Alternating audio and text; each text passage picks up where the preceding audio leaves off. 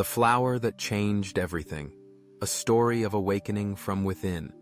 In the heart of a bustling city, where the noise of trains and travelers drowned out the soft murmur of life, there sat a man no one noticed.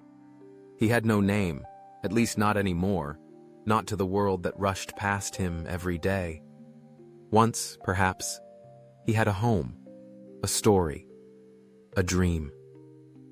But now, he was simply the beggar at Platform 3, wrapped in threadbare clothes that barely clung to his fragile body.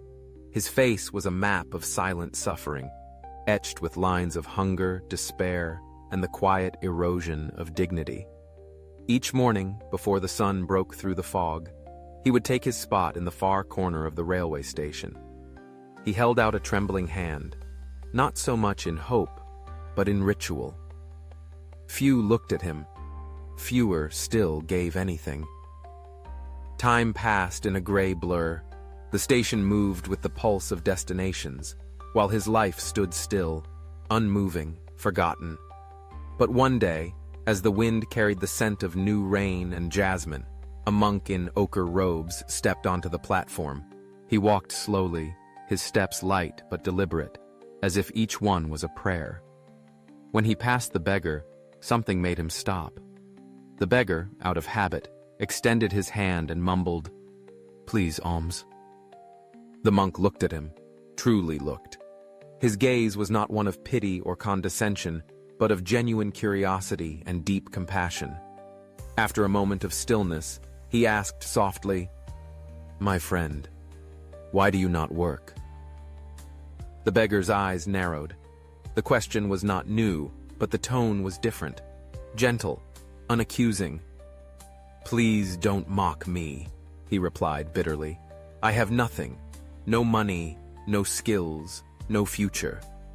I beg because I have no other way." The monk nodded slowly and sat beside him. "How much do you earn, sitting here each day?" "Almost nothing," the beggar muttered. "People pass by. They don't care. They act as if I am invisible." The monk was quiet for a moment, then said, "People do not give you anything, because you do not give anything. Life does not respond to need, it responds to energy, to offering." The beggar looked away, ashamed. "What could I possibly give?" he whispered. The monk's voice was calm but steady. "Give whatever you can.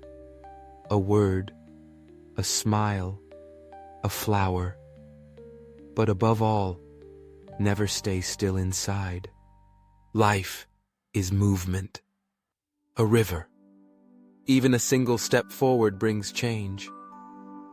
He placed a few coins in the beggar's cup, smiled, and walked away, disappearing into the crowd like mist in sunlight. That night, the beggar did not sleep easily. The monk's words stirred something forgotten inside him. Give something in return. Life is about progress. Keep moving forward. The next morning, as he sat in his usual corner, his eyes wandered. Just beyond the fence, near the tracks where no one looked, wildflowers were blooming, delicate, purple, swaying softly in the breeze. He stared at them. A thought, a fragile, hesitant one, entered his mind. Slowly, he stood, walked over, and picked a small bunch. When he returned to his place, he resolved, "Today, if someone gives me anything, I will give them a flower in return." And so it began. A young woman dropped a coin into his palm. He silently held out a flower. She paused, surprised, then smiled. Later, a businessman in a rush dropped 2 coins. The beggar gave him a flower. The man stopped, looked at the bloom, and nodded with unexpected warmth. For the first time in years, something inside the beggar stirred. It wasn't joy, not yet, but it was the absence of numbness, a soft warmth, a flicker of worth. The days that followed unfolded like petals. People began to notice him, not as a fixture of misery, but as a man who gave flowers. Children giggled when they received them. Old women blessed him. Some gave more money than before. Some simply smiled, but their smiles filled the space around him like sunlight. He saved the coins carefully. Every evening, he would buy a few fresh flowers from a nearby vendor and mix them with the wild ones he picked. His hands, once idle, now shaped little bundles of beauty. Weeks passed. The platform remained noisy and busy, but around him bloomed a quiet oasis of color and kindness. Then one morning, as the monk's words echoed again, "Keep progressing," the beggar made a decision. With the small savings he had gathered, he purchased a modest basket, some string, and a variety of vibrant flowers. He began crafting simple bouquets. He no longer begged. Instead, he offered. "Fresh flowers," he would say gently, "for your journey, for your loved ones, for yourself." The same people who had once ignored him now stopped, spoke with him, bought from him. Some asked about his story. Others simply thanked him for making their day a little more beautiful. He kept moving, step by step, day by day. Soon, he had a stall, not grand, but neat and inviting. His fingers, once curled in helplessness, now tied ribbons and arranged petals. His eyes, once downcast, now met others with confidence. And he was no longer alone. He had customers, friends, purpose. A year passed.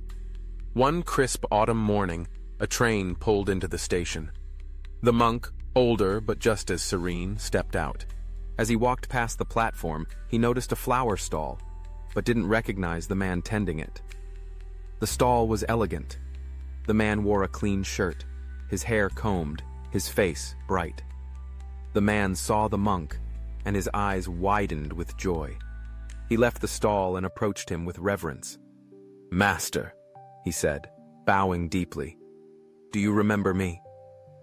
The monk paused, puzzled. The man smiled. "A year ago, I was the beggar at this station. You sat with me.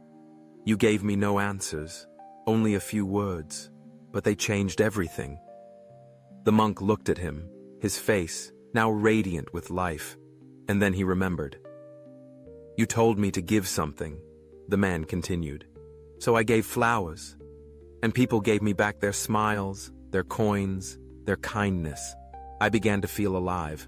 I stopped begging. I started selling. And now, I own 5 flower stalls across the city." The monk's eyes glistened. He placed a hand on the man's shoulder. "That is beautiful, my friend. But I only pointed you to the river. You were the one who learned to swim." The man lowered his head, touched. "But there is more," the monk said. "The journey of life is infinite. Never stop. Even now, you must keep blooming within." They sat on a bench, surrounded by petals and passing voices. The monk sipped tea. The man shared stories. Between them, the silence of understanding wrapped around like a warm shawl. As the train called the monk back, he rose, smiled once more, and said, "The flower you offered others was not just from your hands. It came from your heart. Never forget that." And then he was gone. There are many who wait for life to change, for a miracle, a rescue, a fortune. But sometimes, the smallest act, offering a flower, can begin the greatest transformation. This is not merely a story of a beggar turned merchant. It is the awakening of one who stopped asking and started giving, one who stopped surviving and started living. We all carry something we can offer, a word, a touch, a truth, a moment of kindness. No matter how little it seems, it has power, because it comes from presence. Change does not begin in fortune. It begins in thought. When you shift the way you see yourself, you shift the way you see the world. And from that shift, action becomes possible. Movement begins. Life responds. Even a single step forward can bloom into a field of miracles. Because progress is not a destination, it is a way of walking. And the smallest flower, given with sincerity, can change everything.